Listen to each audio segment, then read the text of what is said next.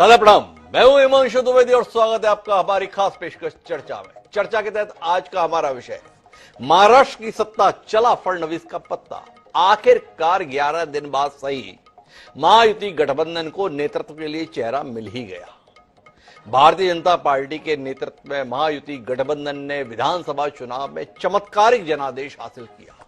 गठबंधन के तीनों घटक दल प्रमुख जो थे वो क्रमशः सीटों की दृष्टि से 1, 2, 3 नंबर पर रहे और विरोधी जो सत्ता में आने की हसरत वाले हुए थे उनको जनता ने इस कदर धूल चटाई कि वो चौथे, पांचवें और छठवें नंबर पर दिखाई दिए।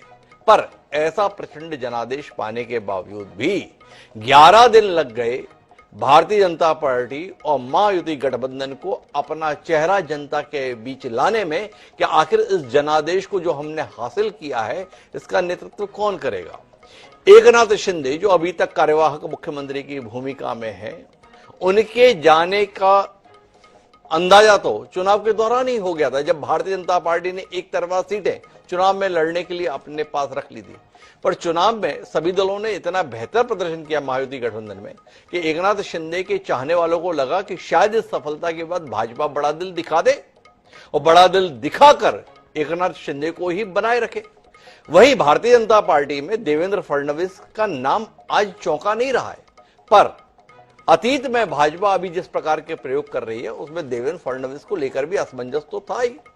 देवेंद्र फडणवीस पहले भी 5 साल के लिए मुख्यमंत्री की भूमिका निभा चुके हैं भाजपा में, और भाजपा ने जैसे कि मध्य प्रदेश में, छत्तीसगढ़ में, राजस्थान में, हरियाणा में मुख्यमंत्रियों को लेकर प्रयोग किए हैं, उसमें देवेंद्र फडणवीस को लेकर भी कहीं ना कहीं धुकधुकी तो थी।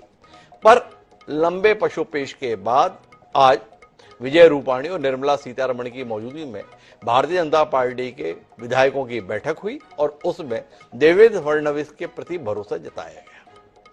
अब आगे की कहानी क्या होगी इस पर हम बात करेंगे और साथ ही यह भी समझेंगे कि आखिर भारतीय जनता पार्टी और महायुति गठबंधन देवेंद्र फडणवीस को ही नेतृत्व सौंपने के लिए क्यों तैयार हुआ।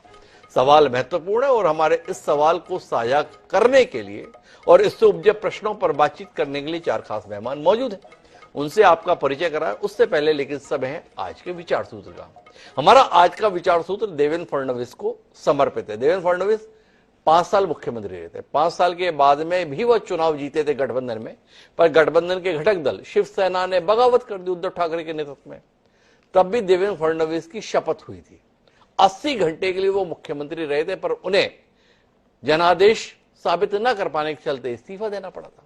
तो इस्तीफा देते समय उन्होंने कहा था, मैं समंदर हूं, वापस लौट कर आऊंगा।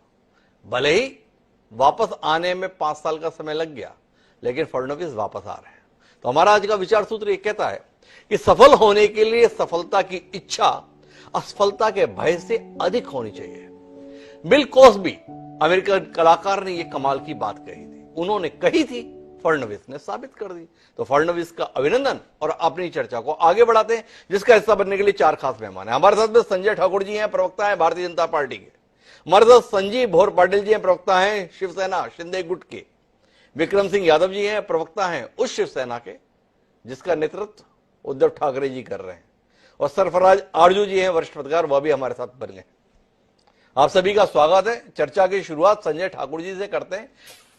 तो संजय ठाकुर जी हमारे साथ है। ठाकुर साहब, देवेंद्र फडणवीस को ही अगर बनाना था नेता और फडणवीस जी को ही मुख्यमंत्री के तौर पर हमें देखना था, तो ये 11 दिन तक झुलाया किस लिए? कौन था जिसने आपको रोक रखा था? कौन था जिसने आपके हाथ बांधे हुए थे? कौन था जिसने आपको निर्णय लेने में इतना विलंब करा दिया? थोड़ा रोशनी दीजिए ना ठाकुर साहब। जिसके लिए आप विलंब कह रहे हैं, हम उन लोग उसको दूसरी तरीके से देखते हैं। 2019 के चुनाव के बाद जो महाराष्ट्र की जनता ने देवेंद्र फडणवीस को मुख्यमंत्री बनाने का मैंडेट दिया था, उसके बाद जब उद्धव ठाकरे जी ने वो बेईमानी की भारतीय जनता पार्टी के साथ और वो शरद पवार जी और कांग्रेस के साथ चले गए, उस समय वो सरकार बनाने में उन लोगों ने 2.5 महीने लगाए थे। हमने तो 11 दिन लगाए भाई। हमारी 3 पार्टियां थी, 3 पार्टियां मिलकर काम कर रही थी। आपने देखा होगा उस समय भी जब स्वर्गीय बाला साहब ठाकरे के विचारों को बचाने के लिए हमारे अब के मुख्यमंत्री एकनाथ शिंदे साहब जब वो आए और जब उन्होंने उस दल को छोड़ा उस दल को छोड़ने के बाद उन्होंने यही कहा था कि देवेंद्र फडणवीस को मुख्यमंत्री बनाइए, मैं स्वयं मुख्यमंत्री बनने के लिए तैयार हूं।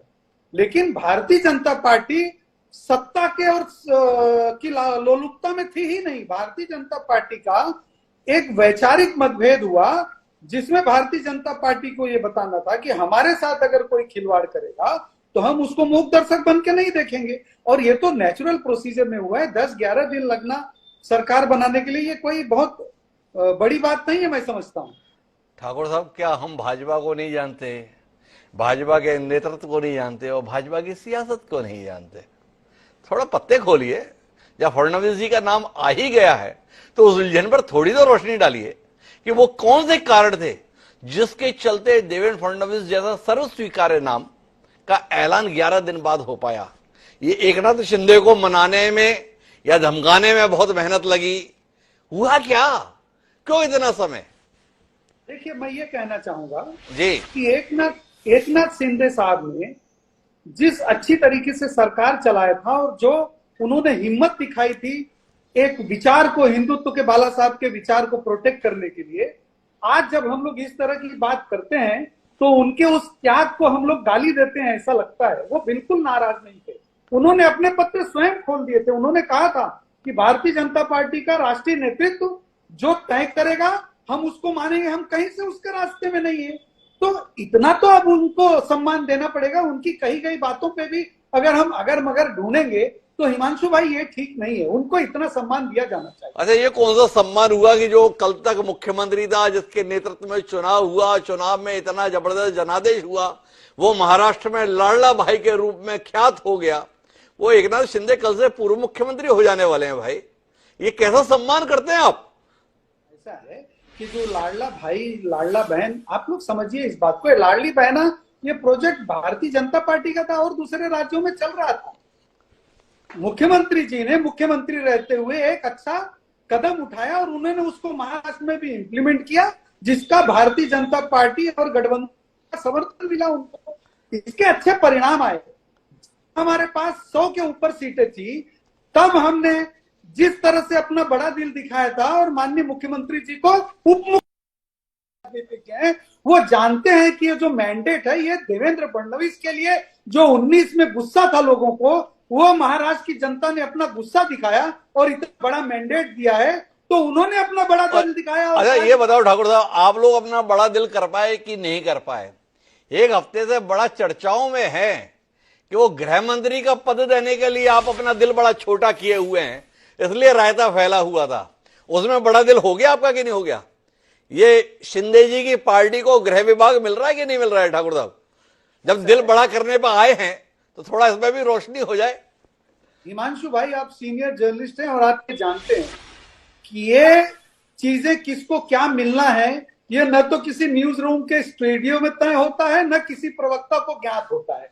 प्रवक्ता का काम है जो होना है वो जब उसको बताया जाएगा तब वो आपको आके बताएगा। हमने तो बड़े दिल के विषय में पूछा, आप इतना बड़ा दिल और बड़ा दिल बता रहे थे।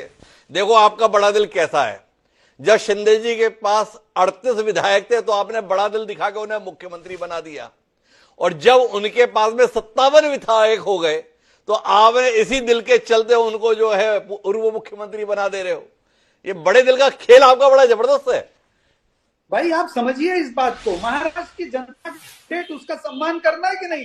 भारतीय जनता पार्टी 150 सीटें लड़ती है और 135 सीट 133 सीट जीतती है।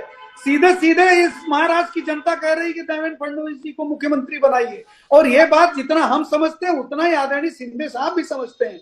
शिंदे साहब ने कभी कोई आग्रह नहीं धरा था, उनकी कोई नाराजगी नहीं थी। उन्होंने कभी भी ये नहीं कहा नेतृत्व को कि नहीं मैं ही मुख्यमंत्री बनूंगा। और ठाकुर साहब, जितनी दमदारी से अपनी पार्टी की बात नहीं बोल रहे ना, उससे कहीं दमदारी से शिवसेना एकनाथ शिंदे वाली की ओर से बयान दे रहे हैं।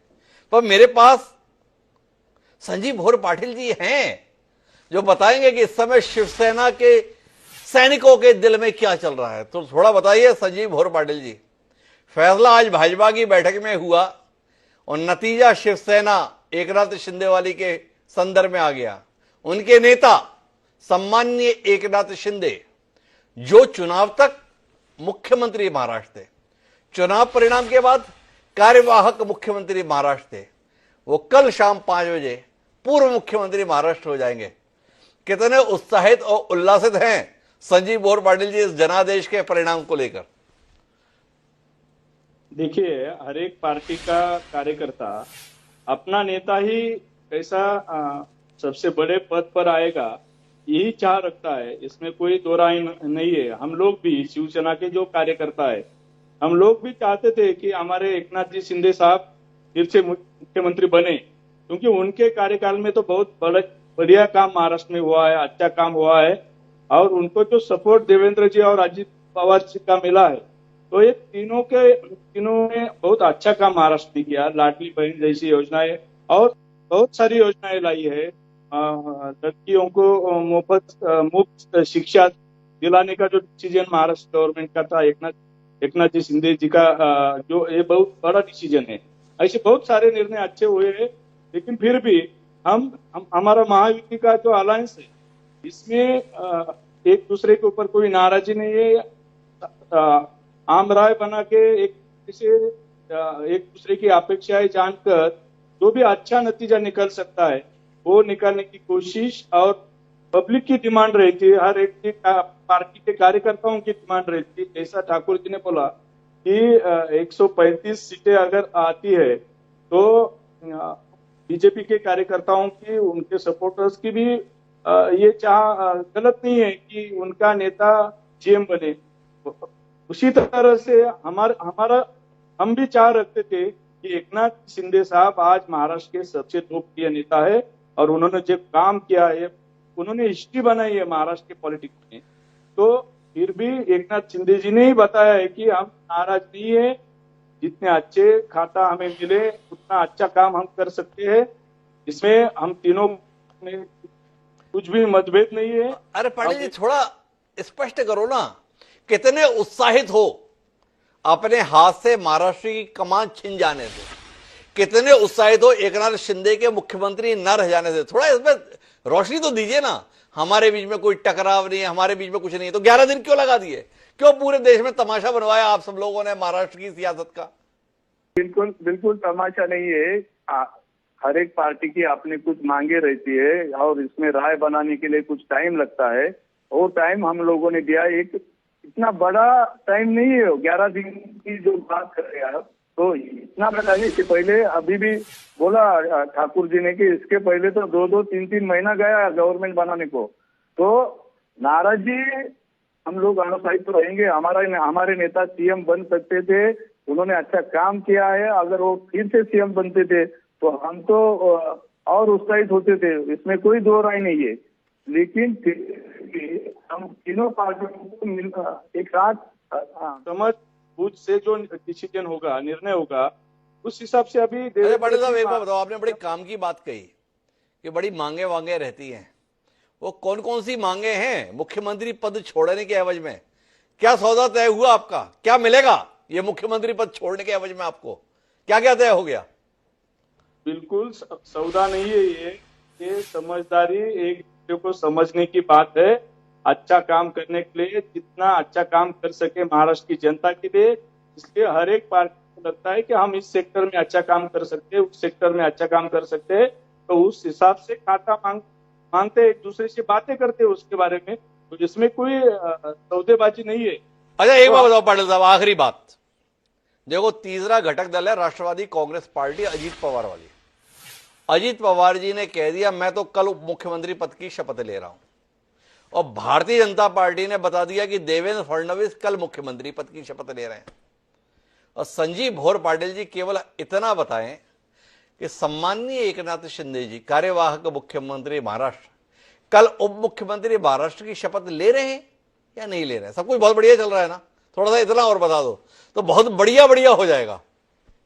हमारे शिवसेना के सभी विधायक, हमारे शिवसेना के कार्यकर्ता है, हम सब लोग मुख्यमंत्री एकनाथ जी शिंदे साहब को यही कह रहे हैं कि साहब आप मंत्रिमंडल में शामिल हो जाओ। आप अगर उप मुख्यमंत्री भी बनते हैं तो आपका काम इतना बड़ा है कि महाराष्ट्र की जनता उप मुख्यमंत्री पद के आपके काम को भी सराहेगी, और तीनों पार्टियां साथ मिलके और आगे अच्छा काम कर पाएंगे।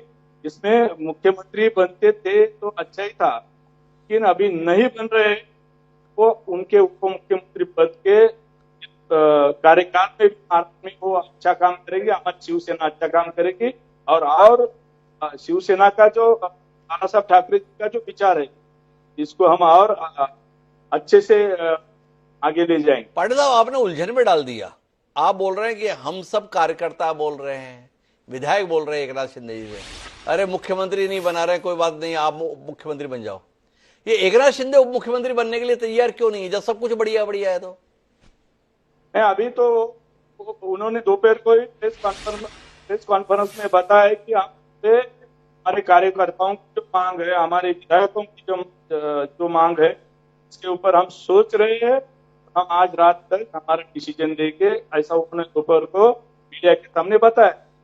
उनका डिसीजन आएगा और आप 11 दिन हो गए पाटिल साहब, 11 दिन में एकनाथ शिंदे 4 दिन घर में भी रह लिए बिस्तर पर, अभी तक तय नहीं कर पाए। कहां अड़ रही है बात, कहां गड़बड़ है बात? वो बीमार थे, आप सबको मालूम है, तो खांसी या वायरल इन्फेक्शन था, उसकी वजह से कल भी वो जब आए उन्होंने काम शुरू किया, उसके पहले उन्होंने अपने सारे टेस्ट करवाए जाके, और अभी वो इन्वॉल्व हो रहे हैं सब कार्यक्रम में, सरकार बनाने के कार्यक्रम में। तो अगर वो बीमार थे तो ये बीमारी थे ना, बीमार थे ना वो, पाटिल साहब बोल रहे हैं, लेकिन उलझन तो है। माननीय एकनाथ शिंदे कल शपथ लेंगे कि नहीं लेंगे, ये अभी तक तय नहीं है। और लेंगे तो मुख्यमंत्री की लेंगे, मंत्री की लेंगे, या संतरी के तौर पर खड़े रहेंगे। पर हमारे बीच में विक्रम सिंह यादव जी मौजूद हैं। महाराष्ट्र के मौजूदा घटनाक्रम पे शिवसेना उद्धव ठाकरे वाली क्या सोचते हैं विक्रम जी? थोड़ा रोशनी दीजिए ना। लोग कहां के कहां पहुंच गए और अब कहां से कहां पहुंच गए? मानसू जी, अब तो देख रहे हैं कि जब हम बोल रहे थे कि भाई भाजपा अपने सहयोगी के साथ क्या करती है, अब ये चाह रहे हैं एकनाथ शिंदे जी को मुख्यमंत्री ये कैसे बनाएंगे? जब इन्होंने एक शिवसेना तोड़ दी तो दूसरी कैसे खड़ी करना चाहेगी भाजपा? आप जरा सोचो जरा। ये तो कह रहे हैं सब ठीक ठाक है, सब ठीक ठाक है, लेकिन सब ठीक ठाक कहाँ है? 11 दिन आपने पूछा भाई, 11 दिन हो गया, ठीक ठाक होता तो अब तक हो जाता। अगर फडणवीस जी को बनाना था तो अब तक देरी किस बात की थी, बना देते। लेकिन फडणवीस जी भी कभी नहीं कहते थे कि भाई जैसा अमित शाह जी कहेंगे मैं वैसे करूंगा। वो कहते थे नहीं समुद्र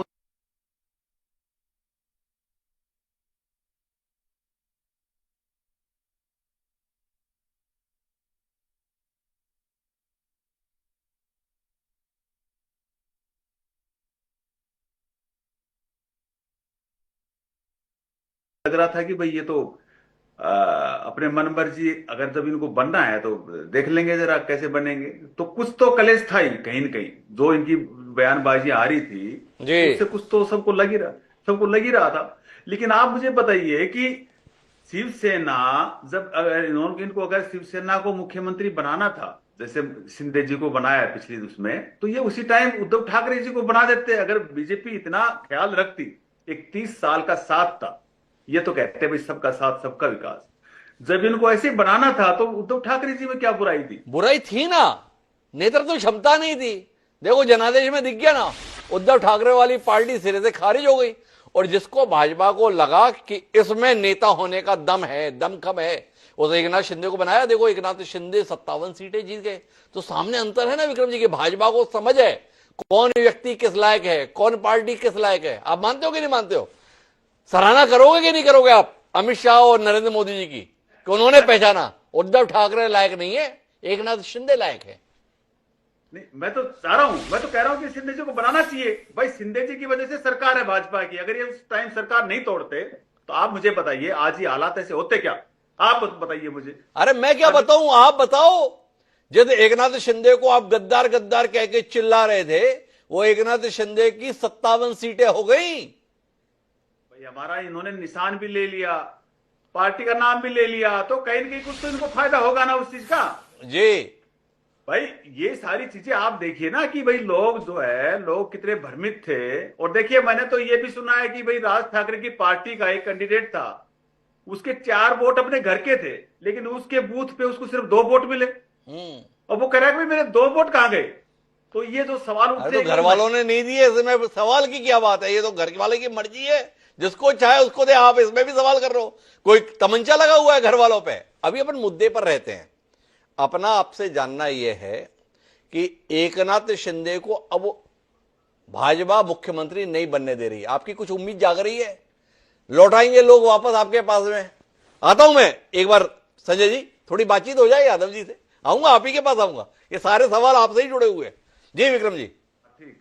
हाँ, मैं ये कह रहा हूं कि आना पड़ेगा इनको। आप मुझे ये बताइए कि ये जो बेमेल का जो सौदा है ना, ये बेमेल का जी, ये महाराष्ट्र को सूट ही नहीं करेगा। अरे लेकिन आप एक बड़ी महत्वपूर्ण बात बोला आना ही पड़ेगा इनको। दरवाजे खोल रखे हैं आपने कि नहीं, कि दरवाजे पे नो एंट्री लगा रखा है? थोड़ा ये भी तो बता दो। आप इंतजार कर रहे हो ना, दरवाजे खोलकर आ जाओ आ जाओ आ जाओ। देखिए, महाराष्ट्र के लोग भी चाहते हैं को मराठा किसी को बनाते। भाई अगर भाजपा महाराष्ट्र का तो देखती तो किसी मराठा को बनाएगी ना, बनाना चाहिए ना। तो ये तो हर मराठी सोच रहा है कि भाई कोई मराठा मुख्यमंत्री बने जी, तो वो चीज हो नहीं रही, महाराष्ट्र के अनुकूल भी नहीं हो रही चीजें, तो कहीं ना कहीं गड़बड़ तो होगी। तो महाराष्ट्र में महाराष्ट्रियन को बनाना चाहिए या मराठा को बनाना चाहिए? मराठा में मतलब मराठा को बनाना चाहिए किसी को भी। अच्छा, ना पिछड़े को बनाना चाहिए, ना महाराष्ट्रियन होना महत्वपूर्ण है, बस केवल मराठा होना चाहिए। ये शिवसेना की पॉलिटिक्स अब हिंदुत्व से उद्धव ठाकरे वाले केवल मराठा तक आ गए। मैं महाराष्ट्र के स्टेट की बात कर रहा हूं कि महाराष्ट्र के लोग जो चाह रहे हैं कि भाई उनको अगर ये कह रहे हैं कि महाराष्ट्र के काम ख्याल कर रहे हैं तो महाराष्ट्र का ख्याल करते तो किसी मराठा को तो बनाते। चलो शिवसेना को नहीं बनाए, किसी मराठा को तो बनाते। अब विक्रम जी उलझ गए। विक्रम जी ने मुझे ये जवाब नहीं दिया जब वो ये बोल रहे थे कि इनको आना पड़ेगा हमारे पास में। तो हमने पूछा दरवाजे खोल रखे हैं ना, विक्रम जी ने मौन साध लिया। विक्रम जी एक बार फिर पूछ रहा हूं, वो दरवाजे खोल रखे हैं कि नहीं? भाई शिंदे जी काम मान रहे हैं, आप देखो ना, शिंदे जी अभी तक मानने हैं क्या? अरे विक्रम जी जो सवाल है उस पर रहो ना। वो उद्धव ठाकरे वाली शिवसेना ने अपने दरवाजे खोल रखे हैं कि नहीं खोल रखे हैं एकनाथ शिंदे और उनकी पार्टी के लिए? मैं तो ये कहता हूं हमारे दरवाजे का सवाल नहीं है, लेकिन ये लोग फिर कहां जाएंगे भाई? और कौन सा रास्ता, किधर जाएंगे आप? अरे जब तक आपके दरवाजे नहीं खुले तब तक आपके पास भी क्यों आएंगे? पहले स्पष्ट तो करो ना। ये आप इतना घबरा क्यों रहे हो ये बात कहने कि दरवाजे खुले हैं या दरवाजे बंद हैं? नहीं, हमारे पास तो देखो ये सब चीजें तो तय होंगी बाद में, लेकिन हमारे पास तो ये और जाएंगे कहां, ये बताइए आप। और जाएंगे कहां बार बार ये कह रहे हैं विक्रम जी, लेकिन ये नहीं बता रहे कि दरवाजे खुले हैं कि नहीं खुले हैं। संजय जी काफी देर से हस्तक्षेप करना चाह रहे हैं, मुझे जाना है सरफराज साहब के पास। एक बार संजय ठाकुर जी से उनका हस्तक्षेप सुन लेते हैं। जी संजय जी। हिमांशु भाई, ऐसा है कि ये जो अभी भाषण दे रहे हैं ना कि मराठा मुख्यमंत्री होना चाहिए जी, तो उद्धव ठाकरे मुख्यमंत्री बनने के लिए धोखा करके, फरेब करके, झूठ बोल के और बाला साहब के विचारों को बेच करके सौदाबाजी करके गए थे। कह रहे बेमेल का सौदा है, ये सौदेबाजों को सौदा ही समझ में आता है। इतने बड़े हितैषी थे तो उसी समय शिंदे साहब तो इनके साथ थे, ये बना दिए होते मुख्यमंत्री शिंदे साहब को, ऐसी नौबत ही नहीं आती। लेकिन मतलब अगर उद्धव ठाकरे की जगह एकनाथ शिंदे को उस समय मुख्यमंत्री बनाने का प्रस्ताव रख देते उद्धव ठाकरे तो भाजपा उसी समय समर्थन दे देती शिवसेना को, ऐसा आपका कहना है? तो इनकी बातों का जवाब दे रहा हूं। अरे मेरा भी तो सवाल है आपके तर्क में ही। भाई आपने बताया कि उस समय ही बना देते एकनाथ शिंदे को, बनाना चाहिए। तो आपसे सवाल है क्या आप उस समय पर शिवसेना का मुख्यमंत्री बनाने के लिए इसलिए तैयार नहीं हुए थे कि उद्धव ठाकरे को नहीं बनाना था? एकनाथ शिंदे का नाम प्रस्तावित करते तो आप तैयार हो जाते? ये तो कह ही रहे थे वो लोग उसी समय, चिट्ठी लिखी गई थी। इसलिए देखिए, ऐसा है कि जब कोई धोखेबाज होता है, धोखा देता है ना, तो उसको उसकी जगह दिखाना जरूरी होती है। ये सत्ता के लालच में ये हिंदू हृदय सम्राट बाला साहब ठाकरे से जब ये जनाब बाला साहब ठाकरे होने लगे, तब जो उनका ठाकरे परिवार का और शिवसेना का जो मतदार था उसको भी लगा कि ये लोगों की बुद्धि को क्या हो गया है। और ये सौदेबाजी, ये बेमोल, ये बताइए, बेमेल की सौदेबाजी, ये सौदेबाजों को सिर्फ सौदेबाजी समझ में आती है। अब क्या बताएं, वो नेचुरल करप्ट पार्टी थी राष्ट्रवादी कांग्रेस पार्टी का नाम आपके ही शीर्ष नेता ने बताया था। और वो अजीत पवार के संदर्भ में वो वीडियो बड़े तैरते रहते हैं। मैं क्या बताऊं आपको संजय ठाकुर साहब, जिसमें देवेंद्र फडणवीस जो कल शपथ ले रहे हैं ना मुख्यमंत्री की, वो बोल रहे थे कि मैं मुख्यमंत्री बन जाऊं तो ये अजीत पवार जेल में चक्की पीसिंग। और आप देखना संजय ठाकुर जी, मैं और आप गवाह रहेंगे, देवेंद्र फडणवीस मुख्यमंत्री बनेंगे कल उसके बाद मंत्रालय में चक्की पीसिंग नहीं होगा, मीटिंग विद अजीत पवार होगा। सहमत रहिएगा आप मेरे साथ। पर मैं आता हूं सर्वराज जी के पास। जी संजय जी, कुछ कहना चाह रहे हैं आप? कोई आपत्ति है आपको इसमें? ऐसा है हिमांशु भाई कि ये जो आप कह रहे हैं ना, ये कहा है उन्होंने, इसको कभी नकारा नहीं जा सकता जी। लेकिन ये भी यथार्थ सत्य है कि उनके खिलाफ एक्शन भी हुआ, उनकी इंक्वायरी भी हुई। तो देवेंद्र फडणवीस जी की जो मंशा थी वो उन्होंने किया था। अब देवेंद्र फडणवीस जी, देखो भाई संजय भाई, आपका वादा तो ये था कि वो जेल में चक्की पीसेंगे। हुआ क्या? आपके साथ आके मंत्रालय में मीटिंग करते हैं। इस फर्क को समझिए ना संजय भाई। आप भी कहां नाराज हो रहे हैं इस बात पर? उनकी इन्वेस्टिगेशन हुई, बहुत सारी चीजों में आज भी इन्वेस्टिगेशन चल रही है। संजय भाई, दर्शक देख रहे हैं और ठीक तरीके से देख रहे भाई हैं। ऐसा बहरहाल है- मेरे साथ में सरफराज जी हैं। तो सरफराज जी, 11 दिन के बाद कोहिनूर निकला है महाराष्ट्र की खदान से, पर वो कोहिनूर जब सामने आया तो नाम उसका देवेंद्र फडणवीस आया। थोड़ा रोशनी दीजिए ना, इतने समय बाद नाम देवेंद्र फडणवीस क्यों? दिला दूं, मैं आपको याद दिला दूं कि पहली मर्तबा अगर बीजेपी ने उद्धव ठाकरे के साथ ये समझौता कर लिया होता कि 2.5 साल वो चीफ मिनिस्टर रहेंगे और 2.5 साल बीजेपी का चीफ मिनिस्टर रहेगा, तो ये सारा झगड़ा नहीं होता। ना वो एनसीपी के पास जाते, ना वो जो है कांग्रेस के पास जाते। दूसरी बात, पिछली मर्तबा जब शिंदे जी ने अलहदगी इख्तियार की शिवसेना से, तो उस वक्त जो है ये जो सरकार जो थी ये बिल्कुल जिसको कहते हैं कि प्रिकेरियस कंडीशन में थी। इस बात का कोई यकीन नहीं था कि ये 10 दिन चलेगी, 15 दिन चलेगी, 2 महीने चलेगी, क्योंकि मामला सुप्रीम कोर्ट में पेंडिंग थे। और उस वक्त शिंदे जी जो थे वो एक्सपेंडेबल थे, उनको जो है कुर्बान किया जा सकता था। इसलिए चीफ मिनिस्टरशिप की जो कुर्सी है वो शिंदे जी के हवाले कर दी गई। वो एक तरह का कांटों का ताज था, वो कुर्सी नहीं थी। अब जबकि हालात बिल्कुल नॉर्मल हो गए हैं और अब बीजेपी को इस बात का पूरा यकीन हो गया है कि उनको सत्ता में रहने के लिए और चीफ मिनिस्टर बने रहने के लिए जो है उन्हें ना एनसीपी की जरूरत है और ना जो उनको जो है शिंदे सेना की जरूरत है। तो इसलिए जो है ये इसरार हो रहा है कि चीफ मिनिस्टर जो है देवेंद्र फडणवीस रहेंगे। अब ये फैसला तो हो गया, लेकिन अब आप इसको क्या कीजिए कि शिंदे जी कभी जो है सतारा चले जा रहे हैं, कभी हॉस्पिटल चले जा रहे हैं और आज भी इस बात के लिए रजामंद नहीं आते कि वो कल जो है शपथ लेंगे या नहीं लेंगे, और लेंगे भी तो किस हैसियत से लेंगे। ये जो मामलात हैं ये आप लोगों को और आम आदमी को जो है सामने तो नजर नहीं आते, लेकिन हकीकत ये है कि शिंदे जी का इसरार है कि अगर मैं डीसीएम भी बना तो मेरे पास वो तमाम पोर्टफोलियो रहने चाहिए जो मेरे पास बहैसियत चीफ मिनिस्टर थे। आप समझ रहे हैं ना इस अहमियत को, इस पोर्टफोलियो की अहमियत को समझिए। और ये पोर्टफोलियोज ऐसे हैं जिनको हम लोग बंबई की जबान में मलाईदार खाते कहते हैं जी। और इन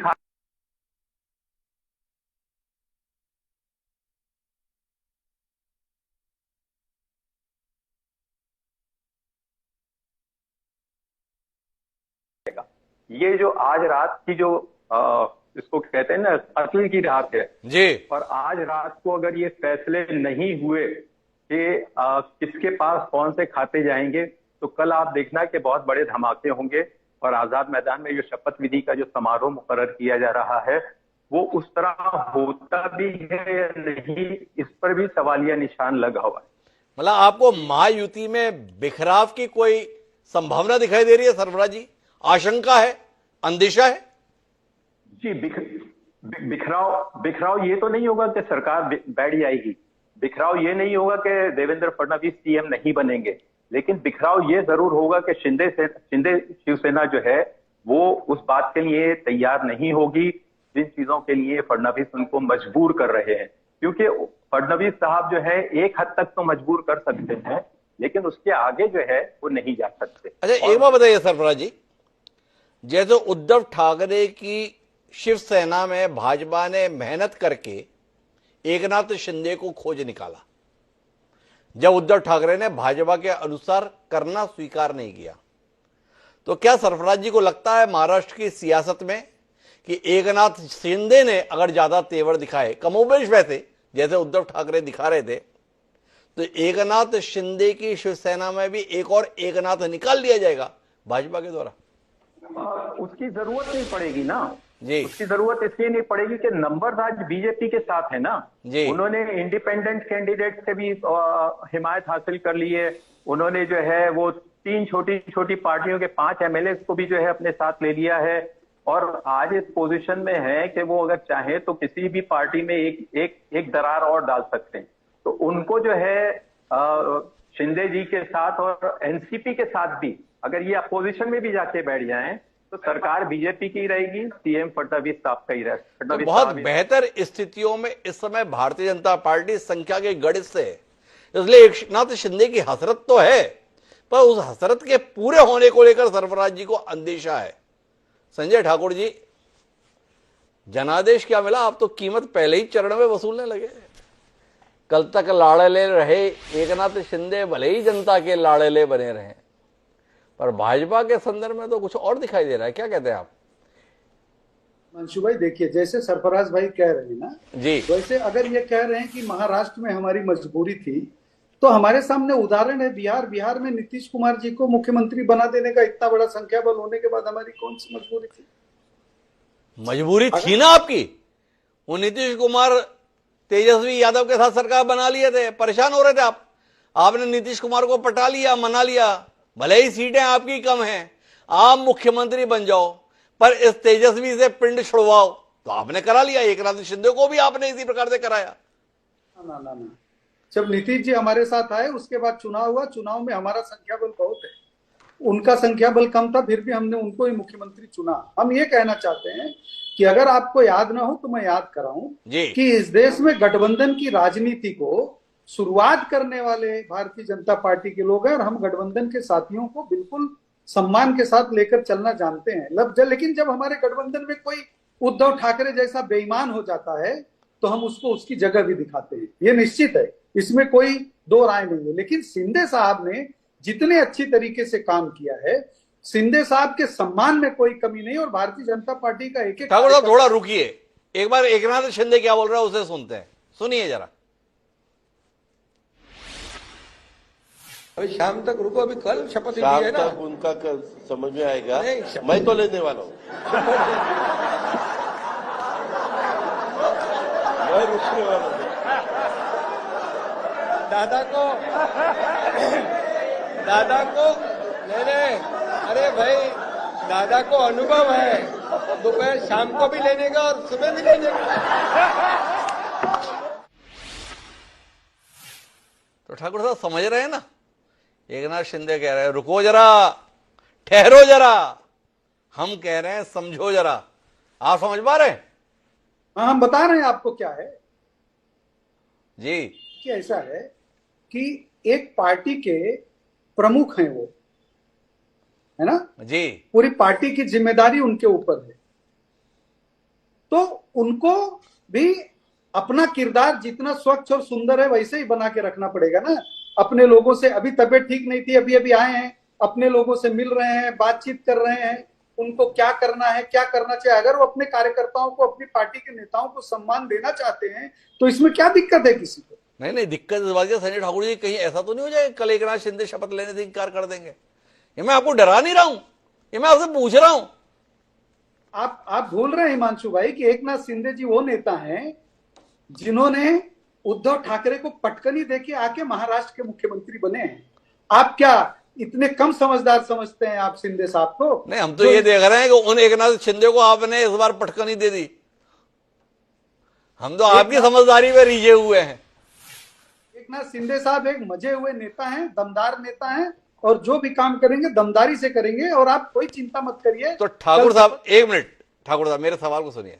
देखो, आप भी समझ गए कि एकनाथ शिंदे कितने शातिर खिलाड़ी हैं, कितने चतुर खिलाड़ी हैं, कितने अनुभवी खिलाड़ी हैं। और सरफराज भाई बोल रहे थे आज की रात कत्ल की रात है, कुछ संभल वभल कर रहेंगे कि नहीं रहेंगे। महाराष्ट्र में रातों रात खेल हो जाता है, ये एकनाथ शिंदे कोई खेल तो नहीं कर देंगे। कुछ समझ रहे कि नहीं समझ, क्योंकि आप ही बता रहे थे मुझे ये एकनाथ शिंदे बड़े कुशल खिलाड़ी हैं। हम लोगों का प्रेम संभलने के ऊपर का प्रेम है, कोई चिंता मत करिए, कल वो आपको शपथ लेते हुए नजर आएंगे, कोई चिंता मत करिए आप। तो कोई चिंता मत करिए, पर एक विषय पर और आता हूं, ये देवेंद्र फडणवीस जी को आप ले तो आए, मुंबई बचा पाएंगे? मुंबई के नगर पालिका के चुनाव आप लंबे समय से टाल रहे थे। उद्धव ठाकरे का डर आपको बहुत सताता है अभी भी, क्या कहते हैं? डर नहीं है, जो खत्म हो चुके हैं उनका क्या डर करना है हमको। लेकिन हमारी जो जवाबदारी है वो महाराष्ट्र की, हमारी जो जवाबदेही है वो महाराष्ट्र और मुंबई के जनता के प्रति है।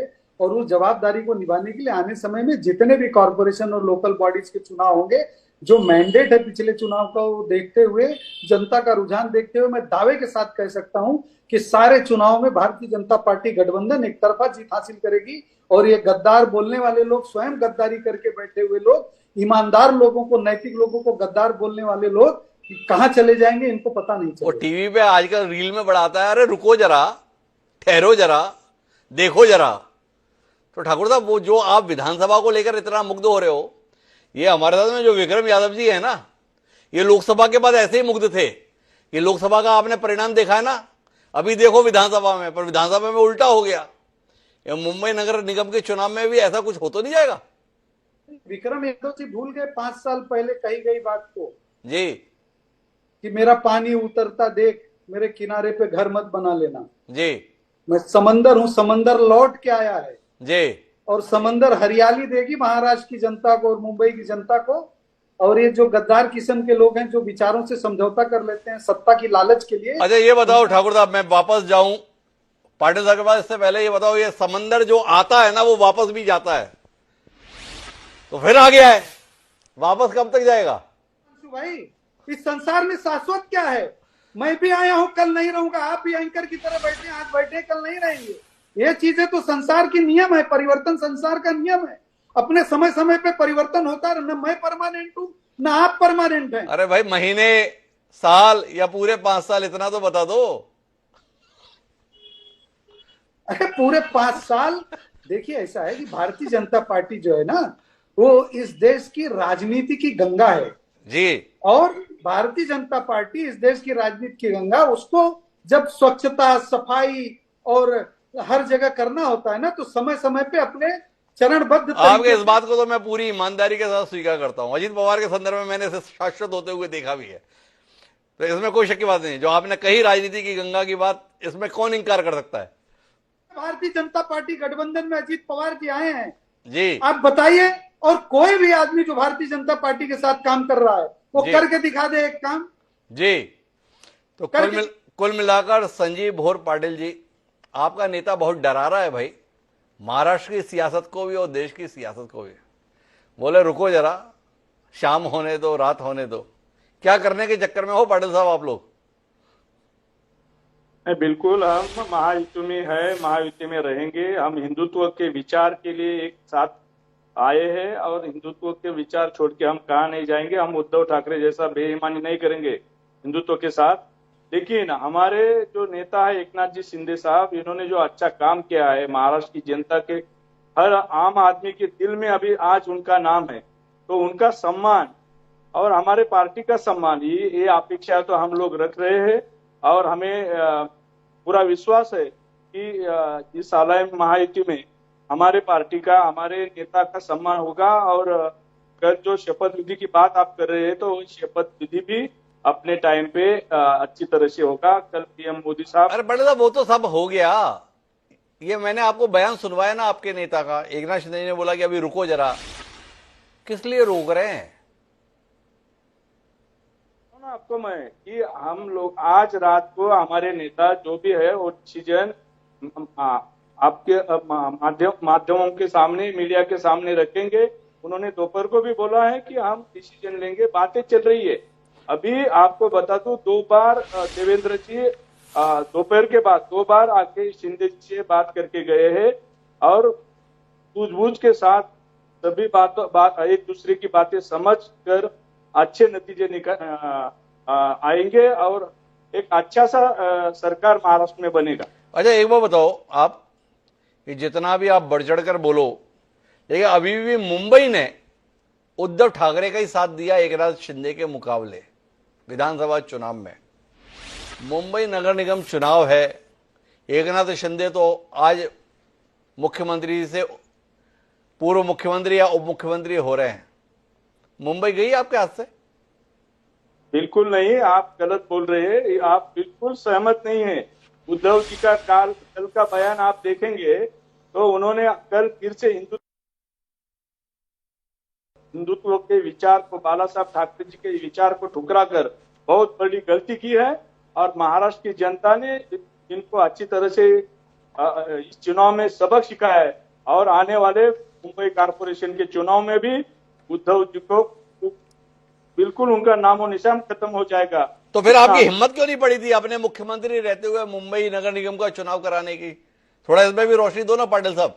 जब इतना ही बढ़िया सब कुछ था, उद्धव ठाकरे तो खत्म हो चुके थे, तो ये हिम्मत क्यों नहीं पड़ी आपकी नगर निगम चुनाव कराने की?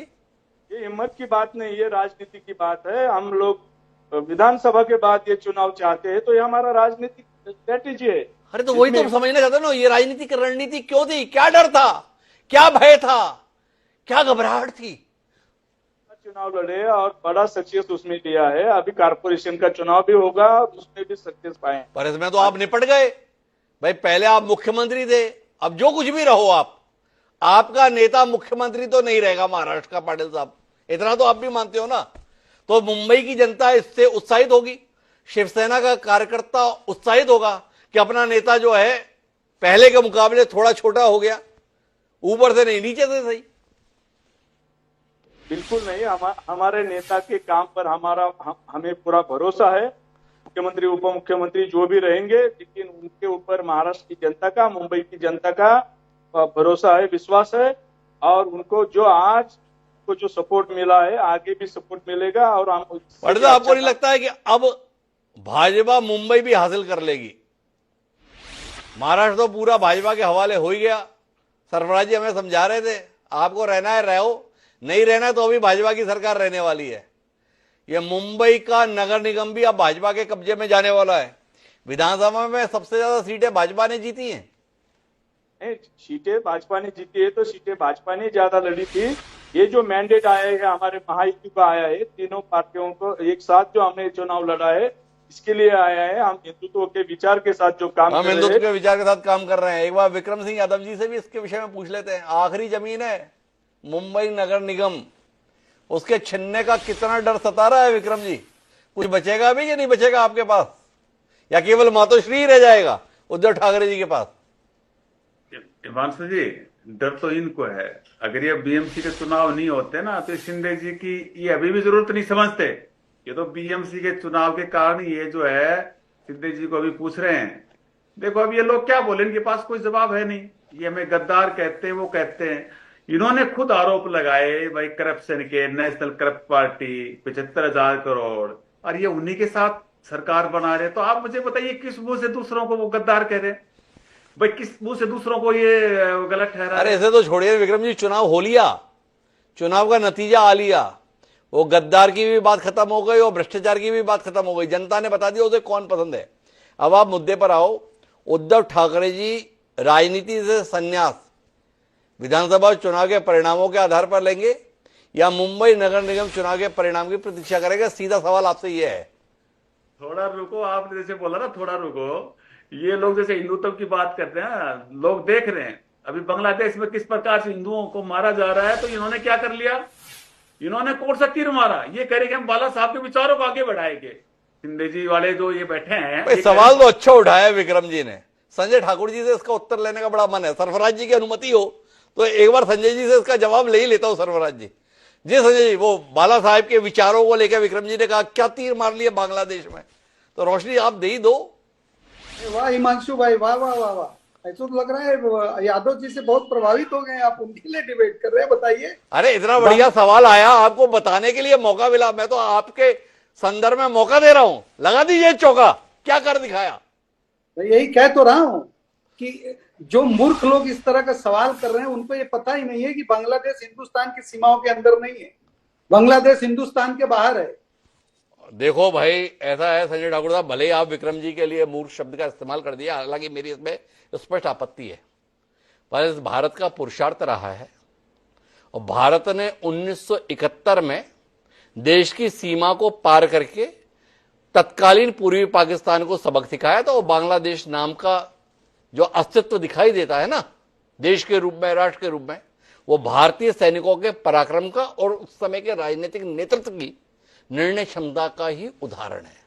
और अभी नरेंद्र मोदी जी में लोगों को बड़ी उम्मीद दिखती है, नेतृत्व क्षमता दिखती है, निर्णायक क्षमता दिखती है। तो आपसे सवाल कर लिया ठाकुर साहब, आपने कह दिया अरे हमारी सीमा से पार है, हमसे सवाल कर रहे हो। तो मान ले कि बांग्लादेश में जो हिंदू रह रहे हैं वो भारत की ओर उम्मीद भरी निगाहों से ना देखें।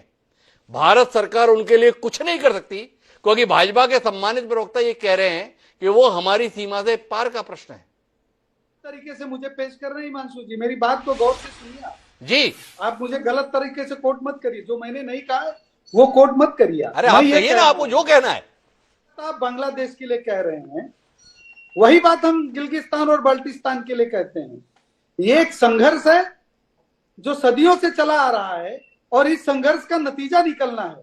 अब रही बात बांग्लादेश में, तो बांग्लादेश में जो कुछ हो रहा है वो न तो उससे भारत के लोग खुश हैं, न भारत की सरकार खुश है।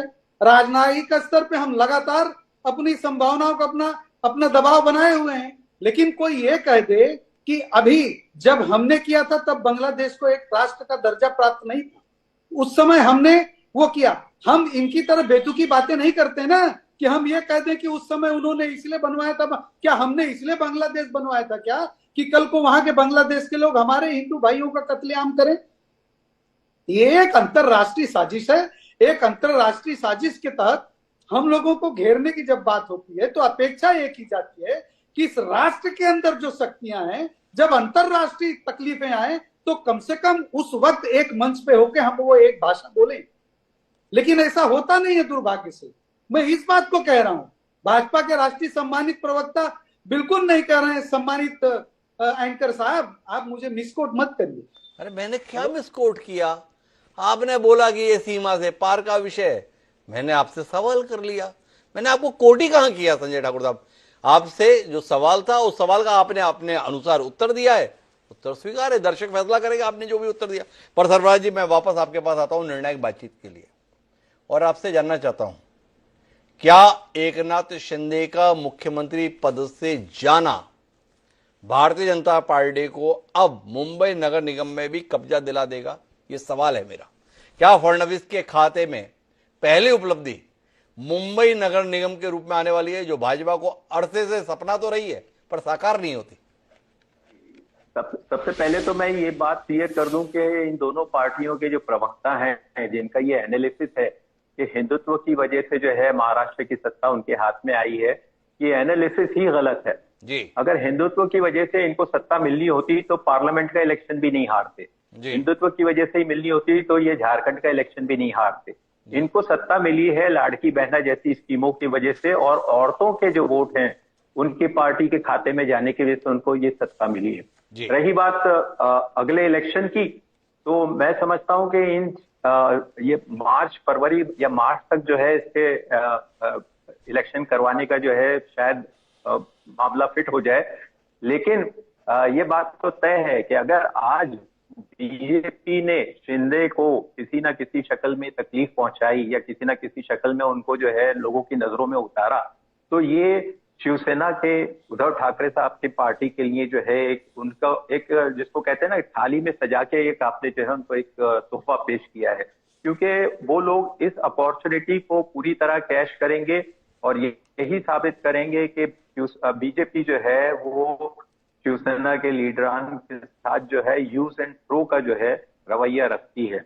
और मैंने जब कहा आपसे कि आज की रात जो है फैसले होने हैं बहुत जरूरी, तो आज सबसे बड़ी गलती ये हुई कि उन्होंने 5 तारीख का ऐलान जो है शपथ विधि के लिए एकतरफा तौर पे कर दिया। अब कल की डेडलाइन बन गई है और बीजेपी मजबूर है कि किसी ना किसी शक्ल में जो है वो इस डेडलाइन को जो है मेंटेन करे और किसी ना किसी शक्ल में जो है एक जिसको कहते हैं ना कि मुस्कुराते हुए चेहरे जो है लोगों के सामने आए। तो ये जो इनकी जो दुविधा है इसको हम समझ सकते हैं। और आज की रात ये होगा कि चीफ मिनिस्टर तो बेचारे देवेंद्र फडणवीस होंगे, लेकिन जितनी अहम वजारतें हैं, जितने अहम इनके शोबे हैं, जितनी अहम मिनिस्ट्रीज हैं, वो सब की सब अजित पवार और शिंदे जी के ग्रुप के पास चली जाएंगी। इनके पास जो है वो बिल्कुल मामूली से खाते रह जाएंगे और वो उस पर जो है इत्मीनान करने पर जो है मजबूर होंगे। तो कुल मिलाकर हम बातचीत के निष्कर्ष पर पहुंचे तो भारतीय जनता पार्टी ने अपनी दमदारी दिखाते हुए देवेंद्र फडणवीस को मुख्यमंत्री के पद पर ऐलान कर दिया है, लेकिन इसके साथ महायुति गठबंधन मजबूती के साथ फडणवीस के पीछे ये साबित होना शेष है। उस लिहाज से आज की रात बहुत महत्वपूर्ण है, क्योंकि एकनाथ शिंदे ने अभी तक अपने पत्ते पूरी तरीके से नहीं खोले हैं। जानना दिलचस्प होगा कि एकनाथ शिंदे देवेंद्र फडणवीस की सरकार में मंत्रिमंडल का हिस्सा बनते हैं कि नहीं बनते, वो बनते भी हैं तो किस हैसियत में बनते हैं। वही इस गठबंधन के भविष्य के संदर्भ में हमें अनुमान लगाने का रास्ता प्रशस्त करेगा। तो आज रात पर निगाह रखते हैं और आप सभी मेहमानों का धन्यवाद ज्ञापित करते हैं इस राजनीतिक चर्चा को दिलचस्प बनाने के लिए जो आप जुड़े। समय है अब आज के शेर का। तो हमारा आज का शेर एक बार फिर देवेंद्र फडणवीस के साहस को और उनके संघर्ष को कुछ यूं कि मिल नहीं सकती निकम्मों को जमाने में मुराद, कि मिल नहीं सकती निकम्मों को जमाने में मुराद, कामयाबी की जो ख्वाहिश हो तो मेहनत कीजिए। अल्लामा इकबाल ने क्या खूबसूरत बात कही थी। देवेंद्र फडणवीस जीत कर भी 5 साल पहले हार गए थे, पर उस हार के बावजूद भी उन्होंने हिम्मत नहीं हारी थी। इसी का नतीजा है कि उनकी पार्टी भी जीती, गठबंधन भी जीता और मुख्यमंत्री पद की दौड़ में भी देवेंद्र फडणवीस आखिरकार जीत ही गए। हमारी शुभकामनाएं देवेंद्र फडणवीस को। और अब दीजिए मुझे याद, कल फिर मिलेंगे नए विषय के साथ, तब तक के लिए सारा प्रणाम।